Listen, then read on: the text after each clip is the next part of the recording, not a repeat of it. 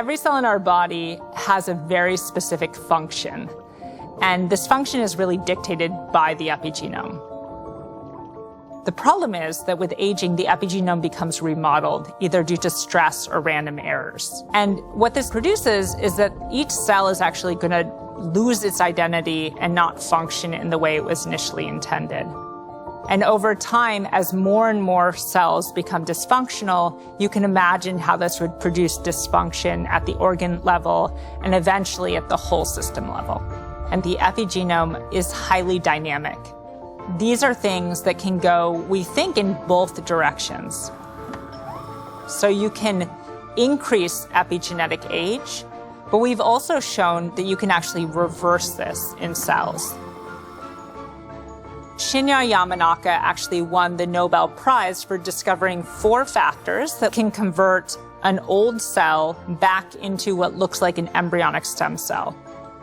And later, as scientists were applying things like the epigenetic clock to this data, we found that not only are you changing the cell type, but you're also erasing or essentially reversing all those epigenetic changes that we've used to try and quantify biological age. We always thought aging really happened in one direction, and that the only thing you could really do was just slow the accumulation of this damage. But really what this reprogramming of the epigenome tells us is that this is a lot more modifiable and elastic than we originally knew. So the question becomes, how do you do this in a body? Can you actually program cells from an old epigenetic state back into a younger epigenetic state? What does this actually mean for our physiology and our health?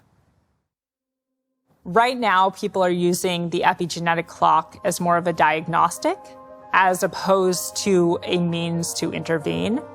So people are using it as potentially one indicator of how they're aging overall. It's not a perfect indicator, but it can give people some indication of their health status and potentially their overall risk of developing different diseases of aging. A lot of the changes that cells undergo with aging, including changes to the epigenome, give rise to some diseases like cancer. So the risk of cancer increases exponentially with age, and we think some of this might be due to the types of changes that are measured when we look at the epigenome. The reason why scientists are so excited about the idea of intervening in the aging process, whether it be slowing the aging process or reversing the aging process, is because we actually think that in doing so, we can stop all of the different changes that are giving rise to the diseases that we care about. So rather than going after one disease at a time and having one type of science aimed at trying to cure cancer and another aimed at diabetes, if we actually could reverse or slow aging, we could basically eliminate diseases or at least postpone diseases across the board.